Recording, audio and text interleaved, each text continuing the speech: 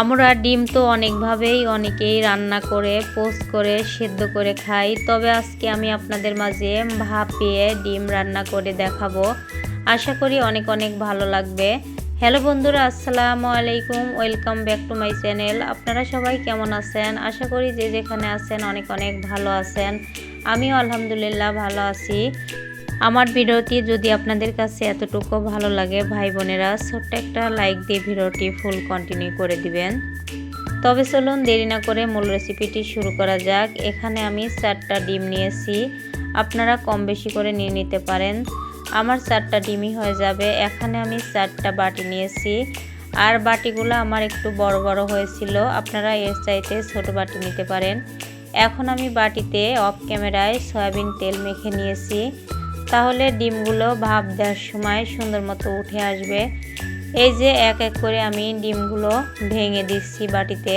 তবে আমার ভিডিওটি যে যেখান থেকে অন করেছেন ছোট্ট একটা লাইক দিতে যারা ভুলে গেছেন, প্লিজ ভাই বোনেরা ছোট্ট একটা লাইক দিয়ে ভিডিওটি ফুল কন্টিনিউ করে দিবেন। এখন এভাবে করে দেখতে পাচ্ছেন 4টা ডিমই আমি ভেঙে দিয়েছি। এখানে আমি অল্প একটু লবণ দিয়ে ডিমগুলো ভাপিয়ে নেব। তবে আপনারা এখানে গোলমরিচের গুঁড়া, জিরার গুঁড়া, চাট মশলা আবার চিলি ফ্লেক্স দিতে পারেন, তাহলে কিন্তু সুন্দর একটা টেস্ট হবে ডিমগুলোর।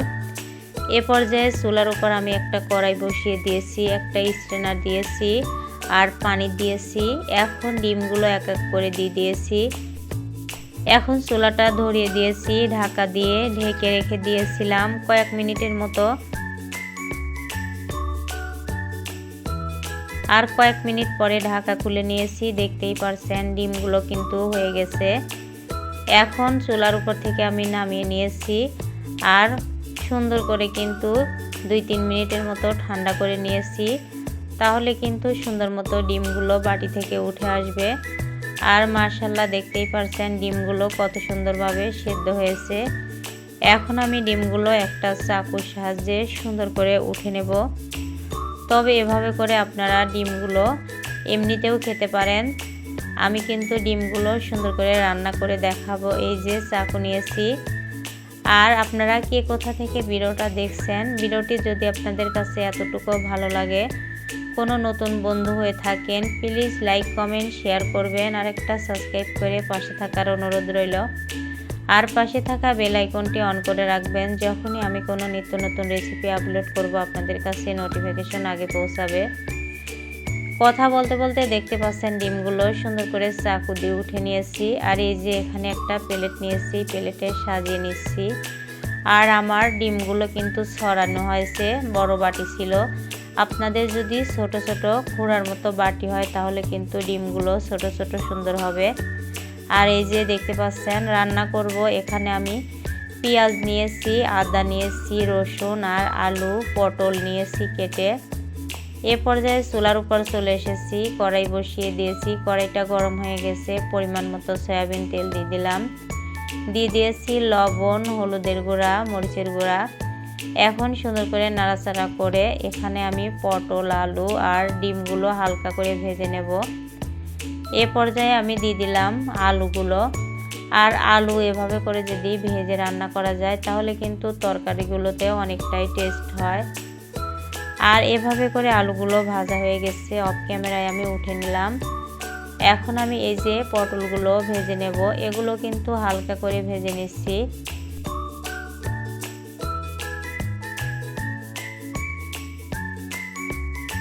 এভাবে করে পটলগুলো ভাজা হয়ে গেছে, আমি উঠে নিলাম। এখন এই যে ডিমগুলো ভেজে নেব, তবে এক পিস করে আমি ভেজে নিচ্ছি, আপনারা একবারে সবগুলো ভেজে নিতে পারেন। এভাবে করে দেখতে পাচ্ছেন ডিমের এক পাশ হয়ে গেছে, উল্টে দিয়েছিলাম, এখন অপর পাশও হয়ে গেছে। আমি এখন ডিমটা উঠে নিচ্ছি, আপনাদেরকে আমি আর একটা ডিমও ভেজে দেখাচ্ছি। আর বাদ বাকি যে 2টা ছিল সেটা আমি অফ ক্যামেরায় ভেজে নিয়েছিলাম। এভাবে করে এই ডিমটাও আমি উল্টে পাল্টে 2 পাশ সুন্দর করে ভেজে নিলাম, এটাও আমি উঠে নিচ্ছি। এখন এ পর্যায়ে আমি রান্নাটা শুরু করব। এই তেলের ভিতর আবারও অল্প একটু সয়াবিন তেল দিয়ে দিলাম পেঁয়াজ বাটা, এখন আমি দিয়ে দিলাম আদা, এখন দিয়ে দিলাম রসুন। এ পর্যায়ে এগুলো 2-3 মিনিটের মতো নাড়াচাড়া করে নেব। এখন পরিমাণ মতো লবণ দিয়ে দিয়েছি। লবণটা দেওয়ার পরে মশলাটা কষানোর জন্য অল্প একটু পানি দিয়েছিলাম। দিয়ে দিলাম এলাচ, লবঙ্গ, তেজপাতা আর দারচিনি। এখন দিয়ে দিলাম পরিমাণ মতো মরিচের গুঁড়া, দিয়ে দিলাম পরিমাণ মতো হলুদের গুঁড়া। এ পর্যায়ে দিয়ে দিলাম পরিমাণ মতো মুরগির মাংসের মশলা। এখন আমি সুন্দর করে সময় নিয়ে মশলাটা কষিয়ে নেব।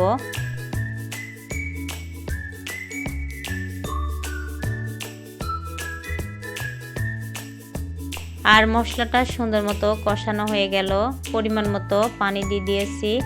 পানিটা দেওয়ার পরে সুন্দর করে কয়েক মিনিটের মতো নাড়াচাড়া করে এখানে আমি দিয়ে দেব ভেজে রাখা আলু আর পটল। এই যে আলু পটলটা দিয়ে দিলাম। আলু পটলটা দেওয়ার পরে আবারও সুন্দর করে নাড়াচাড়া করে মশলার সাথে মিক্স করে নিচ্ছি। আর মিক্স করা হয়ে গেছে, দেখতেই পারছেন কতটা কালার হচ্ছে। এ পর্যায়ে আলু পটলটা সেদ্ধ হওয়ার জন্য আমি অল্প একটু পানি দিয়ে দিলাম। এই পানিটা দেওয়ার পরে সুন্দর করে নাড়াচাড়া করে ঢাকা দিয়ে রেখে দেব 10-15 মিনিটের মতো। এই যে ঢাকা দিয়ে দিলাম। ঢাকা দিয়ে 10-15 মিনিটের মতো রেখে দিলে কিন্তু সুন্দর মতো আলু পটলটা সেদ্ধ হয়ে যাবে। এই যে ঢাকা খুলে নিয়েছি আর মশলাটা কতটা সুন্দর করে কষানো হয়েছে আপনারা দেখতেই পারছেন। এখন আমি পরিমাণ মতো ঝোল দিয়ে দিলাম। আর এখানে আমি বেশি একটা ঝোল দেব না, যেহেতু ভোনা ভোনা করব। ঝোলটা দেওয়ার পরে আমি সুন্দর করে নাড়াচাড়া করে এই যে ভেজে রাখা ডিমগুলো দিয়ে দিচ্ছি। আর কতটা টেস্টি হয়েছিল এই ডিম রান্নাটা। আপনারা এভাবে করে একবার যদি বাসায় ট্রাই না করেন তাহলে কিন্তু বুঝতেই পারবেন না। এখন ভালো করে সময় নিয়ে সুন্দর করে বলক উঠিয়ে নিচ্ছি, দেখতেই পারছেন। মাশাআল্লাহ, অসম্ভব লোভনীয় একটা কালার এসেছিল, খেতেও দুর্দান্ত হয়েছিল। এভাবে করে কিন্তু সময় নিয়ে রান্না করে নিলাম। গ্যাসের চুলাটা বন্ধ করে দিয়েছি। এখন আমি এই যে নামিয়ে নিয়েছি। আর দেখতেই পারছেন কতটা সুন্দর দেখা যাচ্ছে। এখন আমি একটা প্লেটে পরিবেশন করে নিচ্ছি। এই যে প্লেট নিয়েছি। তবে আমার ভিডিওটি কেমন হয়েছে অবশ্যই সবাই কমেন্ট বক্সে জানিয়ে যাবেন। দেখুন রান্নাটার ফাইনাল লুকটা কিন্তু অসম্ভব লোভনীয় হয়েছিল, খেতেও কিন্তু দুর্দান্ত হয়েছিল। বাচ্চারাও কিন্তু এভাবে রান্না করলে অনেকটাই পছন্দ করবে। তবে আমার ভয়েস বা ভিডিওতে যদি কোনো ভুল ত্রুটি হয়ে থাকে প্লিজ ভাই বোনেরা ক্ষমার দৃষ্টিতে দেখবেন। আর অবশ্যই সবাই পাশে থাকবেন, আমাকে সাপোর্ট করবেন। ইনশাল্লাহ আমিও আপনাদের পাশে আছি। আর এই যে সম্পূর্ণই উঠে নিয়েছি। তবে আমার রেসিপিটি কেমন হয়েছিল অবশ্যই সবাই কমেন্টে জানিয়ে যাবেন। একবার হলেও বাসায় ট্রাই করবেন। আর পুরাতন ভাইয়েরা আপুরা আমার পাশে যারা আছেন আপনাদেরকে অসংখ্য ধন্যবাদ, মন থেকে অনেক অনেক ভালোবাসা রইলো। আজকের মতো এখানেই শেষ করছি। অন্য কোনো দিন অন্য কোনো নতুন রেসিপির সঙ্গে দেখা হবে। ততক্ষণে সবাই ভালো থাকবেন, সুস্থ থাকবেন। আল্লাহ হাফেজ। আসসালামু আলাইকুম।